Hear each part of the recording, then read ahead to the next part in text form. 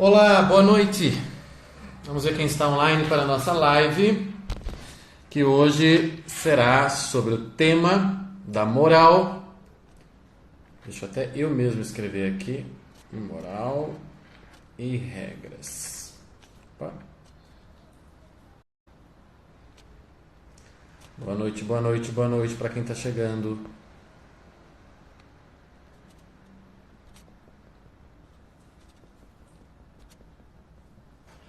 Tudo bem com vocês? Olha só quem está chegando aqui. Vamos lá. Obrigado. Amém, Padre. Quem mais? Keila, Marisa. Quem mais? Caroline, Renata, seja bem-vinda. Quem mais? A Anica está aqui, claro, se não tiver depois dá problema. A Patrícia, a Vanessa. Quem mais? Quem está online? A Débora já está aqui também, seja bem-vinda. Só chegando, boa noite, boa noite, boa noite. A Bia chegou por aqui. Tudo bom, Bia? Quem mais? Aqui, essa luz branca. Roberta, boa noite. Cláudia Montenegro, boa noite. Boa noite, boa noite, boa noite. Tudo bom? Tudo bem? Marcelo, temos alguns homens aqui. Beijo de Recife, obrigado. Quem sabe eu vá para Recife, hein? Estamos aí programando aquela ida para Fortaleza, já falei disso para vocês, né? E quem sabe a gente consegue também acrescentar aí um pulinho em Recife ou João Pessoa. Vamos ver, hein? Para março. Tô com o rosto azul agora. É verdade. É a tela do computador. Sabiam disso? Eu vou fazer o seguinte, olha, o que eu vou fazer. Daí eu não vou ficar mais azul. Pronto. Não estou mais azul. Certo? Quem mais? Ana Laura tá por aqui. Todo mundo. Enfim, o pessoal tá aí. Podemos começar a live. Mesmo porque eu tô com o meu tempo cronometrado, que eu tenho mais trabalho daqui a pouco, tenho atendimento para fazer. Gente, eu prometi falar de moral e de regras para vocês, certo? Então eu vou falar disso. É complicado falar dessas questões porque tem um público que me acompanha e que é um público que tem dificuldades de entender quando eu falo sobre certas questões. E aí é aquele público que vai, às vezes, deixar lá uns comentários mais desgostosos no meu YouTube, nos meus vídeos de YouTube, como foi, por exemplo, com a live da modéstia, né, e da neurose religiosa, a famosa live da Sayamid. Então, pessoal, alguns têm mais dificuldade para entender, enfim, a perspectiva desde a qual eu estou falando as coisas, tá? Primeiro que o que eu vou falar aqui tem base filosófica e eu não falo como um sacerdote falaria, né? Então eu tenho essa liberdade de poder falar como professor. Entretanto, um professor cristão que eu sou, né? Eu me considero, sim, me identifico como cristão e como católico. As pessoas mandam direct perguntando sobre isso. Não sei porquê, né? Elas dão tanta importância para isso, mas enfim, elas perguntam. Então, sim, eu sou católico. Mas eu não vejo em que medida isso alteraria o que eu vou falar agora sobre moral, entende? Porque se tem uma coisa que tem que ficar clara na live de hoje é o seguinte: a moral, presta atenção, que é este saber agir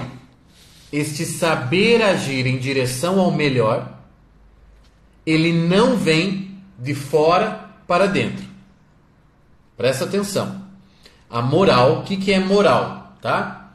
Moral é o saber agir em direção ao melhor.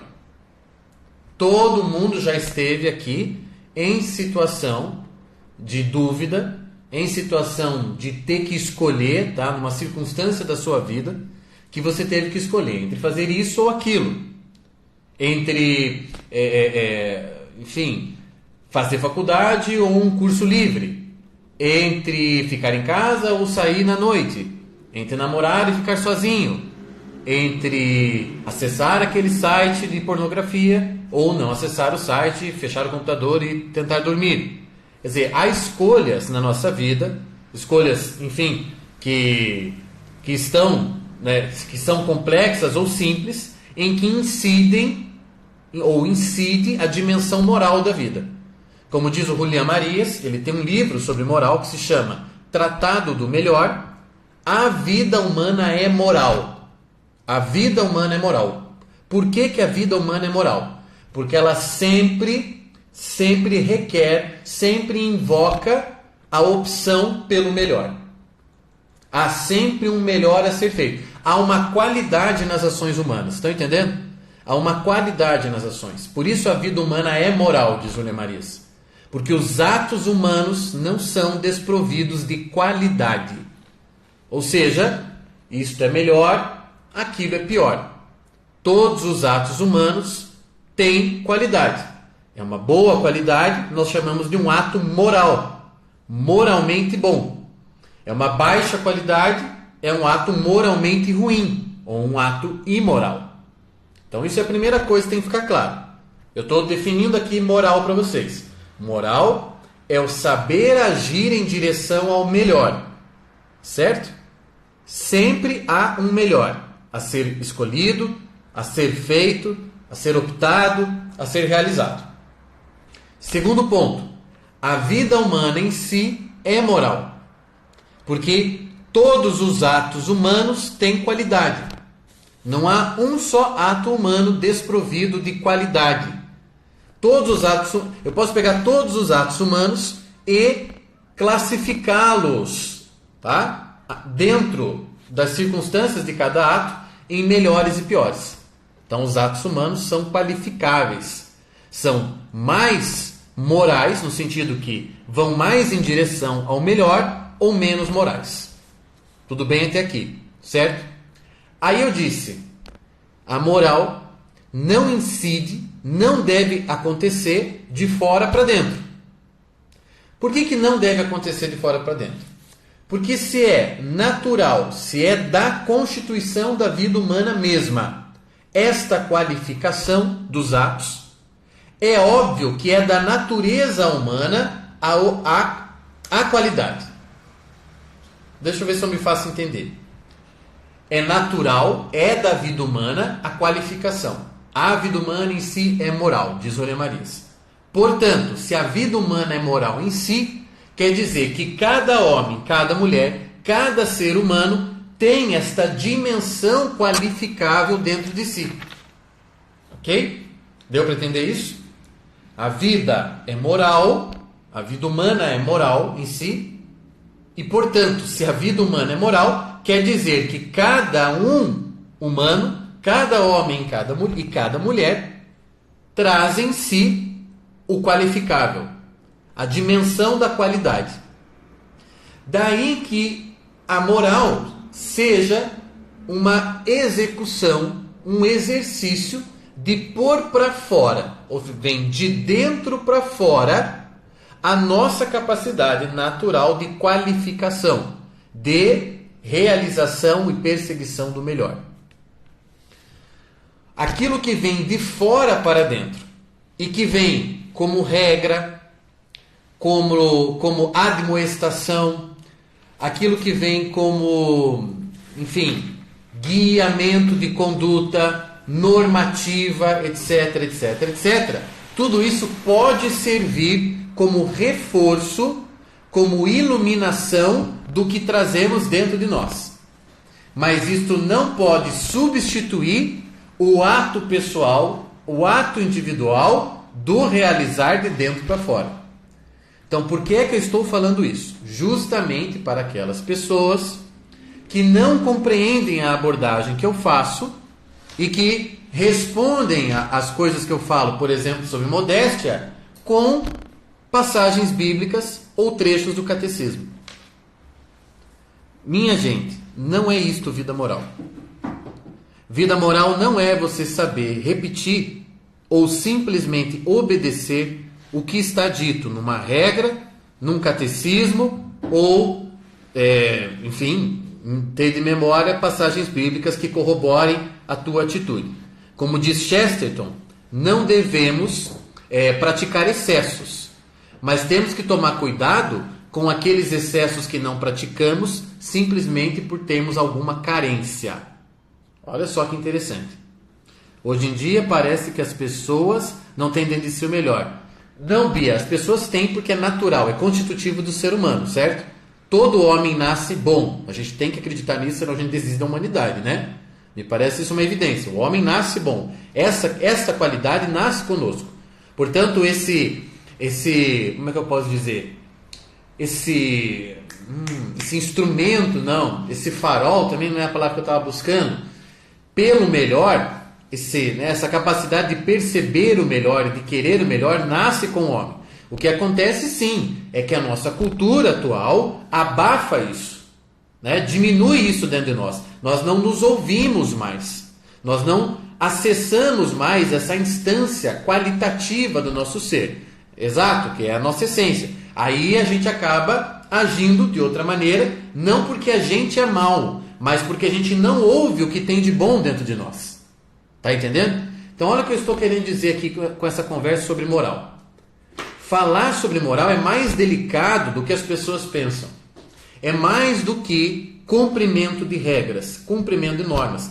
Quem relaciona moral com cumprimento de normas, cumprimento de admoestações, né? Obediência de admoestações, seja de que tipos forem essas normas, está lá ainda na época do Antigo Testamento.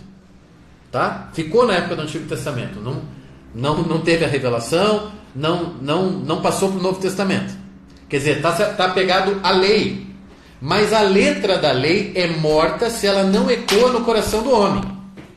Então olha o que eu estou falando para vocês. Falar de moral é muito difícil hoje para dois públicos.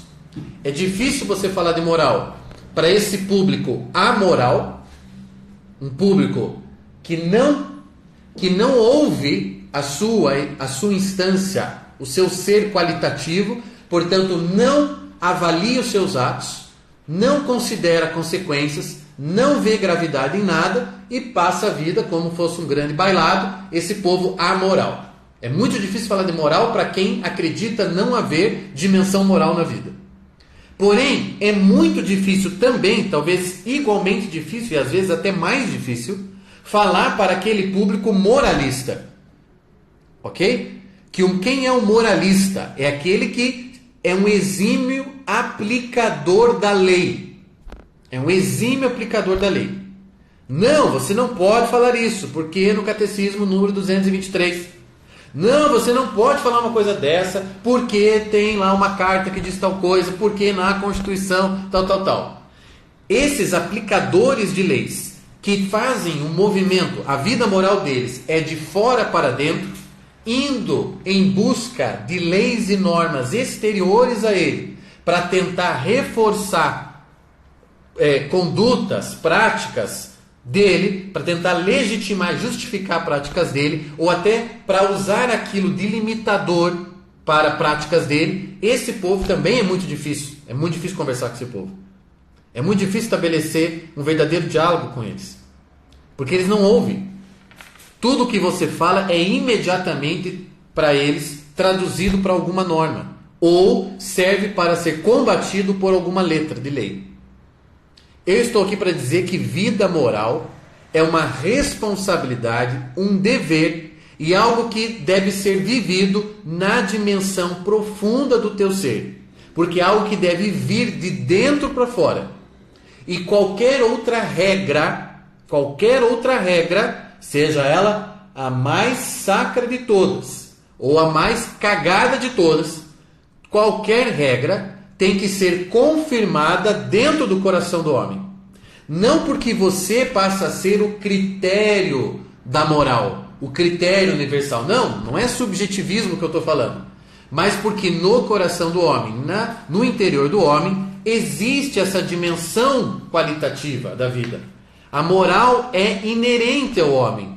E, portanto, não é uma questão do Tiago, ou do Joãozinho, ou da Mariazinha, mas é uma questão de humanidade. Eu reconhecer a partir da minha vida e da minha experiência pessoal que isto é válido, que isto é o melhor. Este é o verdadeiro trabalho moral. Só que as pessoas não querem trabalhar moralmente. Elas querem receitas prontas. Estão entendendo? Elas querem coisas dadas. Elas querem, serem dispensadas do trabalho. Então, o que é mais fácil? Olha só, é óbvio que é mais fácil eu, não sabendo o que é certo ou errado na situação aqui que eu estou vivendo, eu me socorrer de uma letra de lei, de uma normativa, de uma regra. Seja ela da igreja, seja ela do meu clube, seja ela do meu país. Certo? Eu não sei resolver. Portanto, olha só, eu não sei arcar com as consequências, porque eu não consigo avaliar corretamente, então não posso arcar com as consequências da possível escolha danosa. Então eu me socorro de uma normativa geral, porque toda normativa, toda regra, ela, para servir a grande maioria, ela tem que ser genérica. Então eu me sirvo de uma lei geral para resolver aquele problema concreto para mim, porque eu não sei resolver. Mas o que eu estou dizendo, e que dá muito mais trabalho, e isso exige muita maturidade e muito trabalho interior, é que para essas situações concretas, cada uma delas, você deveria buscar dentro de si qual é o melhor a ser feito, o que é melhor. E aquela regra que paira acima da sua cabeça, seja da igreja, seja do Estado, aquela regra é confirmada a partir da experiência pessoal e não o contrário. Não é você que se conforma à regra, porque isso é muito arbitrário, mas é a regra que encontra terreno de veracidade no teu coração. Portanto, o trabalho moral, volto a dizer, é um trabalho de dentro para fora, de ouvir a sua instância qualitativa, porque a vida humana é moral em si mesma, não há ato humano desprovido de qualidade. Ouvir a tua instância e esta instância ser capaz de ecoar aqui na sua consciência a ponto de você poder escolher. É isto. E arcar com isto. Estão entendendo? Como assim o homem nasce bom? Bom, minha filha, você acha que o homem nasce mal? Porque daí depois a gente fica batendo na cabeça dele para ele ficar bom, para ele não cometer crime, para ele não enganar um amiguinho. Você acha que é isso a sociedade? Pelo amor de Deus, se for isso, a gente estaria lascado. A sociedade humana jamais teria chegado aqui. É óbvio que o homem nasce bom. Mas eu acho que basta você pensar 2 segundos nisso daqui. Se o homem nascesse mal por natureza, você já pensou o trabalho que nós teríamos socialmente e culturalmente para controlar o ser humano, para ele não fazer coisas ruins ao longo da vida? E é isso assim, é isso que estados totalitários fazem. Essa é a visão de Hobbes, né? O Leviatã. Pare com isso, não, pelo amor de Deus, isso não é o humano. O humano nasce bom, o homem nasce bom, sim senhor. Tanto é que nós não precisamos muito, essa é a ideia da live de hoje, nós não precisamos muito atrapalhar o desenvolvimento dele, porque ele é bom por natureza. Olha só que interessante, eu que fiz faculdade de Direito, me lembro dos meus professores compararem o Estado norte-americano com o Estado brasileiro.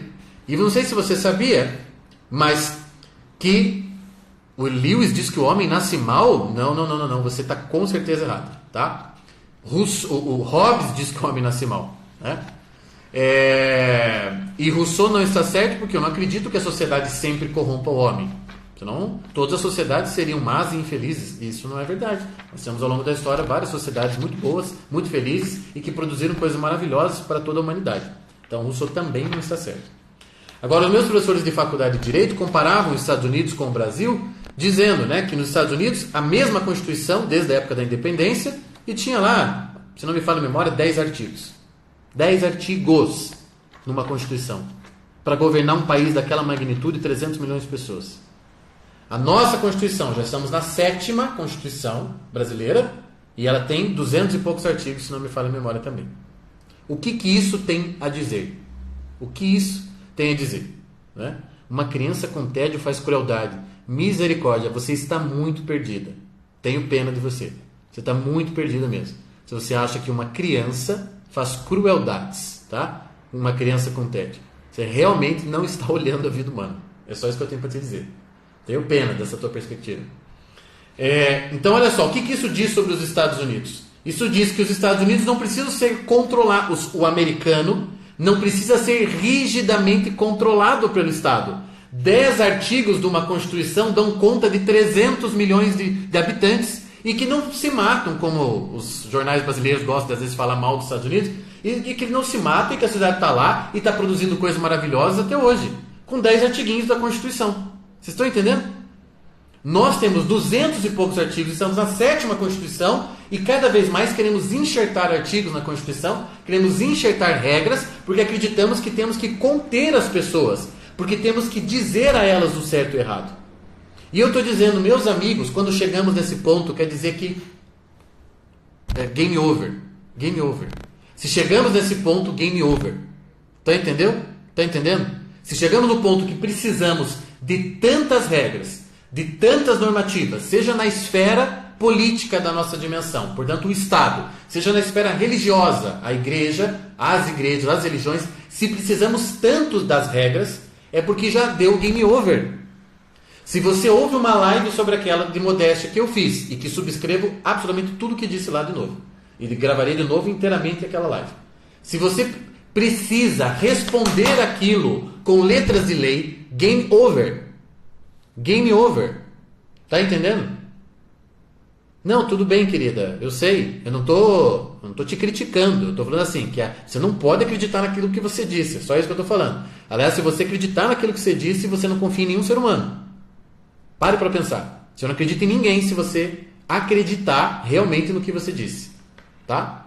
Então, olha só. Se você tem que responder uma live daquela com letras de lei, com normativas, com parágrafos de catecismo, game over. Quantas dessas pessoas, os famosos moralistas, gastaram 15 minutos pensando no que eu falei? E se tinha alguma verdade no que eu tinha falado? Entende? Quantos gastaram? Quantos não ouviram aquilo que eu falei e imediatamente já vieram com uma resposta de artigo? Uma resposta pronta. Meu Deus do céu, isso está muito longe da vida moral. E eu não estou dizendo que o que está dito no catecismo, ou na Constituição, ou lá, esteja errado. Eu estou dizendo que é uma pena que você precise recorrer àquilo o tempo inteiro, porque você não cultiva uma vida moral. E aí você precisa de reforço externo. É óbvio que você precisa de reforço externo. Você não tem vida moral. Você não arca com os teus atos, você não paga pelo preço deles. Você não experimenta o melhor ou o pior. Você não se suja na vida. Porque você se ampara em coisas prontas. Então você tem uma parte da vida humana que você jamais vai conhecer. Porque você não vai poder experimentar, não vai poder conferir moralmente aquilo. E o conselho de São Paulo apóstolo é experimentar de tudo e ficar com o que é bom. Você não ouve esse conselho. Esse conselho para você não existe. O experimentar de tudo você jogou fora. Você está entendendo? Eu estou falando com você mesmo, moralista. Você pega essa parte e você joga fora, porque você tem um código a seguir. E esse código interfere e define cada conduta sua, desobrigando você de pensar em cada conduta. Desobrigando você de ir a fundo naquilo e dizer, pera lá. Deixa eu tentar pensar por mim mesmo. Puta, mas eu pensando por mim mesmo eu posso cair e me sujar. Pode. Parabéns, isso é a vida moral. Daí você levanta, assume a responsabilidade, vai lá e se limpa diante de Deus. Ponto. Bem-vindo ao time dos adultos. Esse é o time dos adultos. Isso é viver moralmente como adulto, como gente grande, e não como criança. A maioria das pessoas que pensam assim, que fazem as coisas desse jeito, e andam com o catecismo debaixo do braço, são crianças. Elas não são capazes de arcar com os próprios atos. E ela, antes de sair de casa, consulta o catecismo para saber se ela pode fazer aquilo. Puta que pariu! Quantos anos você tem? Então, o que você entende por vida moral? Mesmo? O que você entende? Tudo isso que está dito fora, nas regras, nas normas, nos catecismos, nas constituições, tudo isso serve apenas de lembrete. Tudo isso pode ser um bom ou até às vezes um mau reforço, por exemplo, nas leis brasileiras. Tudo isso é reforço. Então, se é reforço, amigo, quer dizer que está dentro de você. Lembra de Santo Agostinho? A verdade mora no interior do homem. Mas você tem que se ouvir, cara. Você tem que encontrar isso dentro de você. Você tem que legitimar pessoalmente o que está dito na regra. E não o contrário. Não é a regra que vem te moldando. A regra está lá como um lembrete. A fé é o exercício da memória. É horrível ter que dizer isso hoje. É horrível. Em pleno 2019, mas as pessoas já não sabem mais isso. Estão entendendo? Deixa eu pegar aqui uma pergunta que alguém tinha dito. O ser humano tem opção de escolha. Se o homem nasce bom e a sociedade não corrompe, o que acontece então? Acontece um negócio chamado livre-arbítrio, amiga. O cara vai escolhendo coisas ruins. Exatamente isso. O cara escolhe coisas ruins, escolhe coisas más, é isso. Somos educados para viver em sociedade. Não eduque a criança e veja o que será dela. Ela será uma ótima pessoa. Porque você está confundindo educação, você está confundindo educação formal, burguesa, com bondade e maldade. Então você está fazendo uma baita confusão, tá? Ensinar a criança a respeitar, ensinar a criança a fechar as pernas, ensinar a criança a não falar alto, tudo isso é educação burguesa. Isso não tem nada a ver com moral. Nada a ver com moral. Deixa a criança crescer livremente, intervindo o mínimo possível na vida dela, colocando o mínimo de regras, cagando o mínimo de regras na cabeça dela, e ela tende a ser uma pessoa boa. Tá? É nisso que eu acredito piamente. Entendido porque era ovelha negra do pedaço. E na verdade é preciso esforço. Não entendi, André, como assim? Prof, se fôssemos bons por natureza, não seria mais fácil para nós fazermos o bem? Mas é mais fácil. A coisa mais fácil do mundo que existe, minha querida, é fazer o bem.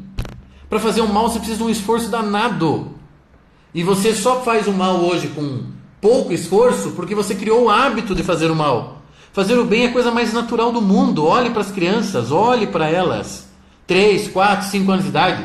Veja o que custa mais para uma criança, fazer o bem ou fazer o mal. Não é possível que vocês estejam com a percepção tão corrompida. Isso é percepção corrompida, gente.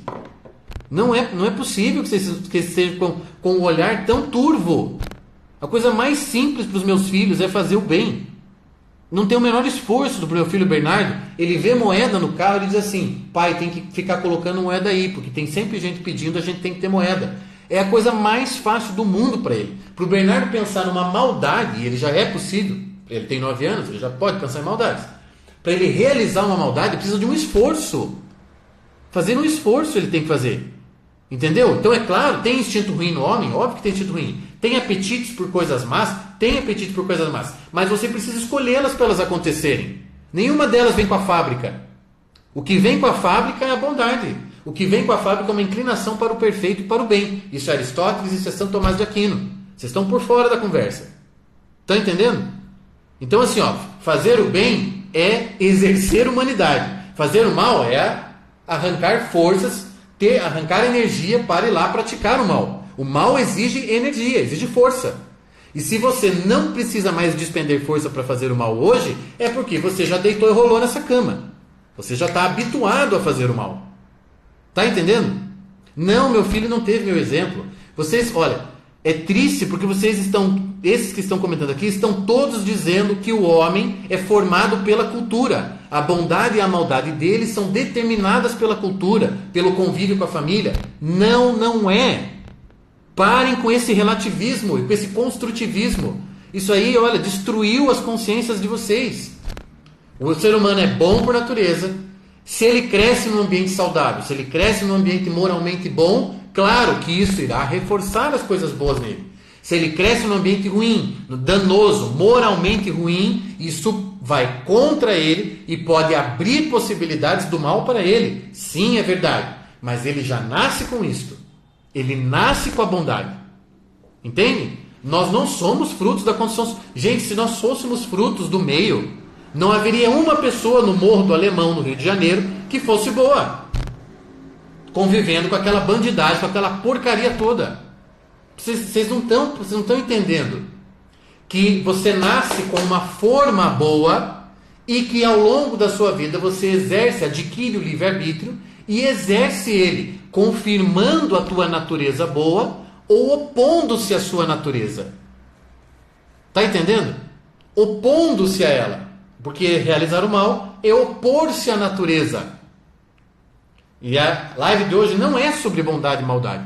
A live de hoje é: a vida moral é de dentro para fora. Sou eu que devo, no meu coração, reconhecer a legitimidade de uma regra e adaptá-la às circunstâncias concretas, como diria Santo Tomás de Aquino. Tá? Porque, olha, para os carolas de plantão, é ele que disse: as normas são gerais, mas as aplicações são concretas. Então é esse o caminho, e não o contrário que os moralistas fazem. A regra pronta define a conduta. Não! Isso quer dizer que você é determinado pela regra porque você não consegue cultivar uma verdadeira vida moral. Assuma isto. Assuma que você é uma criança moralmente falando. Que precisa que alguém te diga, não faça isso porque é pecado. Assuma que você é uma criança moral. Exato, Andréia. Estão confundindo, exatamente. O fato de você ser hoje, esse ser humano, a bosta do cavalo do bandido, que você se acha, né? E somos mesmo a bosta do cavalo do bandido, isso não é culpa do teu nascimento, não. Isso é culpa das suas escolhas, das pessoas com quem você conviveu, das merdas que você fez. Não tem nada a ver com o teu nascimento. O teu nascimento foi garantido por Deus, meu amigo. Você nasceu bom. Ele não fez você uma folha em branco. Largue mão disso daí. Largue mão. Exato? Então, sabe o que é o verdadeiro? O verdadeiro cristianismo é isso. Tá? Você nasceu com todo o aparato para fazer o melhor. E se você não fez o melhor, bom, aí entrou tua liberdade, aí entrou o quanto você deixou certas coisas entrarem em você, certos desvios culturais, certos desvios familiares, o quanto você deixou aquilo crescer dentro de você, o quanto você deixou vícios tomarem conta de você. Aí entra a vida, o desenvolvimento da vida. Mas o nascimento é garantido como bom. Tá? Vou ficando por aqui. É obviamente que isso uma moral verdadeira pode ser atingida somente com o ego estruturado, exato. Você tem que ter vida interior, meu amigo, para ter vida moral. Por isso que eu não ouço absolutamente nada que esses moralistas falam. O que eles escrevem lá no meu YouTube, o que eles falam, olha, entra pelo ouvido, sai pelo outro, eu nem respondo. Então, porque fica ali já de cara, que não tem vida moral. A pessoa não sabe o que é vida moral. É só isso que eu tenho para dizer. As pessoas não sabem o que é vida moral. É conversa para gente grande, tá? Então, eu tô aqui e assumo as consequências dessa conversa. Pessoal, obrigado. Amanhã voltamos aqui. O tema hoje foi denso, foi duro, foi pesado, eu sei. Amanhã eu prometo vir com um tema um pouquinho mais leve, tá bom? Abraço para vocês e bom fim de noite. Tchau, tchau.